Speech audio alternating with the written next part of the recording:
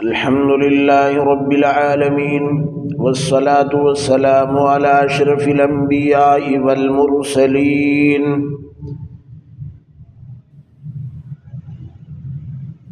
أما بعد فأعوذ بالله من الشيطان الرجيم بسم الله الرحمن الرحيم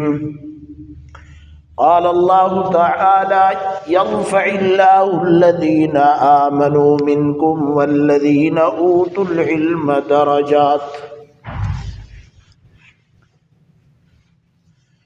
وقال النبي صلى الله عليه وسلم فقيه واحد أشد على الشيطان من 1000 عابد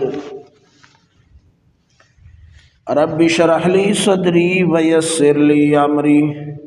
واحلل عقدة من لساني يفقهوا قولي سبحانك لا علم لنا إلا ما علمتنا إنك أنت العليم الحكيم یہی ہے جن کے سونے کو فضیلت ہے عبادت پر،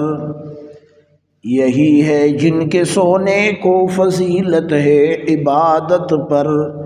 انہی کے اتقاء پہ ناز کرتی ہے مسلمانی، انہی کی شان کو زبان نبوت کی وراثت ہے، انہی کی شان کو زبان نبوت کی وراثت ہے، انہی کا کام ہے دینی مراسم کی نگہبانی۔ میرے واجب الاحترام اساتذہ کرام،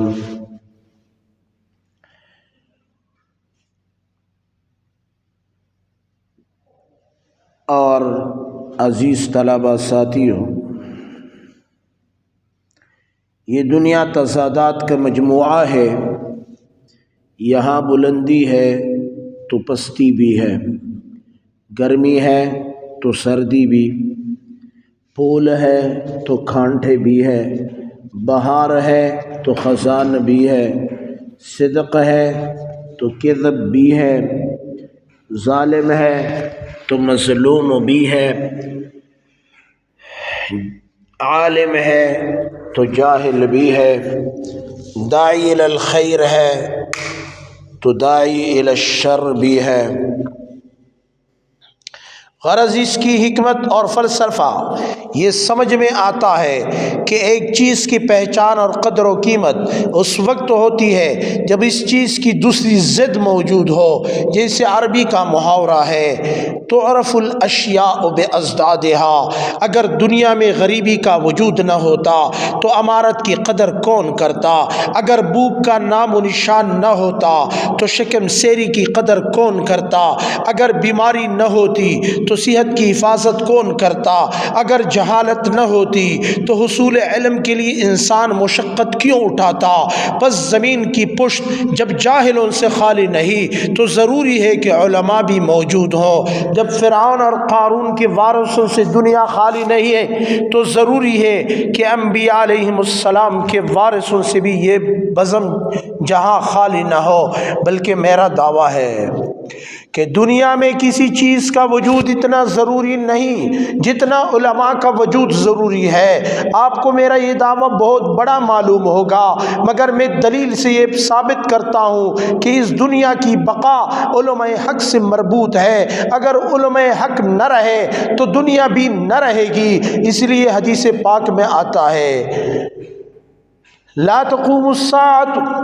حتى لا يقال في الارض اللہ اللہ۔ سامعین محترم، اس میں شک نہیں کہ اللہ تعالیٰ کا دین کسی کا محتاج نہیں، لیکن یہ عالم اسباب ہے، دنیا میں ہر چیز کا کوئی نہ کوئی سبب ہے، ہر اثر کا کوئی مؤثر ہوتا ہے،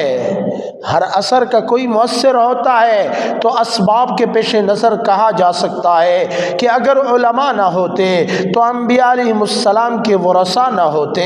اگر علماء نہ ہوتے تو قرآن و سنت کے تراجم و تفاسیر نہ ہوتی، اگر علماء نہ ہوتے تو اولیاء اللہ نہ ہوتے، اگر علماء نہ ہوتے تو اکبر جیسے سرپروں کو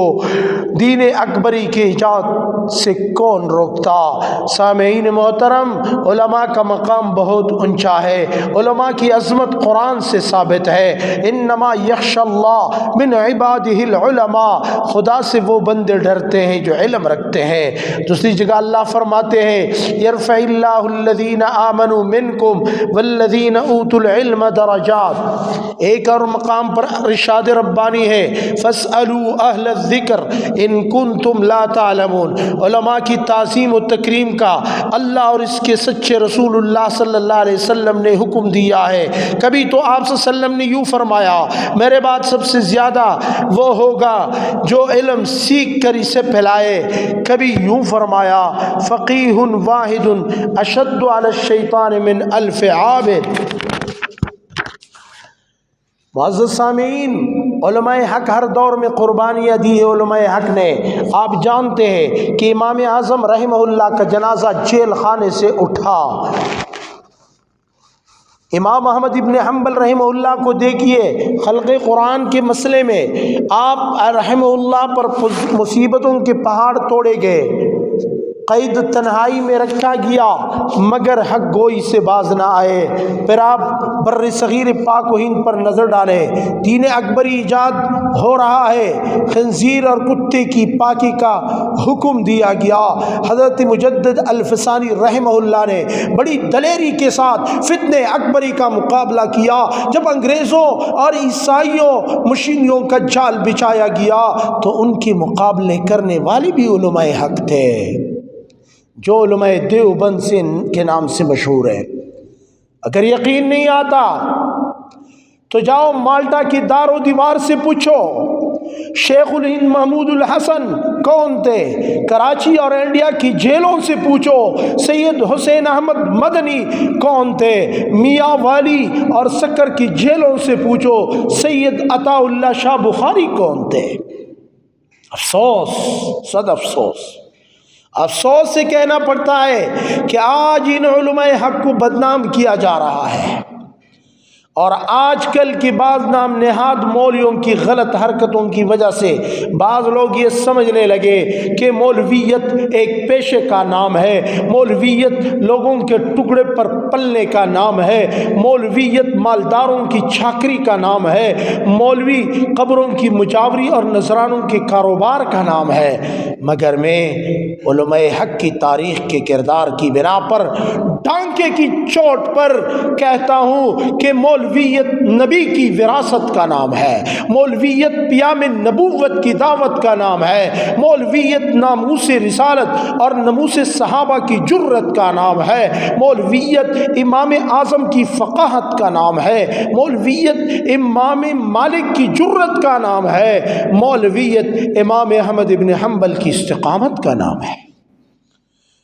اور مولویت مجدد الفسانی کی جہد مسلسل کا نام ہے، مولویت شاہ ولی اللہ کی بصیرت کا نام ہے، مولویت قاسم ننوتوی کی علم و حکمت کا نام ہے، مولویت عبید اللہ سندھی رحمہ اللہ کی تڑپ کا نام ہے، مولویت مولانا محمد الیاس کی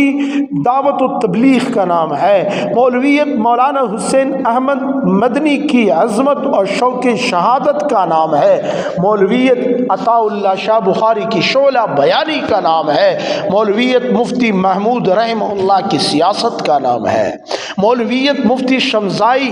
مفتی نظام الدین شمزائی رحمہ اللہ کی شہادت کا نام ہے، مولویت مولانا محمد یوسف بنوری کی للہیت کا نام ہے۔ باطل کی جو پوجا کرتے ہیں وہ حق کی صداقت کیا جانے، باطل کی جو پوجا کرتے ہیں وہ حق کی صداقت کیا جانے، قسمت میں ہو جن کی گمراہی وہ راہ ہدایت کیا جانے، فطرت میں جن کی مکاری عادت میں ہو جن کی غداری، فطرت میں جن کی مکاری عادت میں ہو جن کی غداری، وہ محب وطن کو کیا سمجھے اسلام کی الفت کیا جانے، وما علینا الا البلاغ۔